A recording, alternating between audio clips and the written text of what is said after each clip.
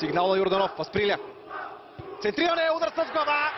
И това е гол за Литекс. 1-0. Литекс повежда в резултата. Състава на Ботев сбърка в една единствена ситуация и Страхил Попов вкарва с глава. Вървимо на Страхил Попов срещу Ботев Пловдив.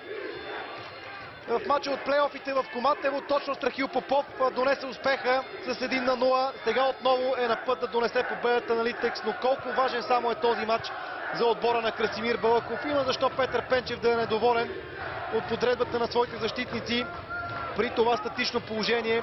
Нямаше какво да стори и Михаил Иванов. Литекс Ботев 1-0. Удар от място на Страхил Попов, но центрирането на Данило Асприля беше достатъчно остро и на Страхил Попов бе необходимо само да насочи топката. Изпуснат от Радослав Терзиев. Посегна с една ръка Михаил Иванов, но удара на Страхил Попов се озова в неговата мрежа. Литекс повежда с 1-0.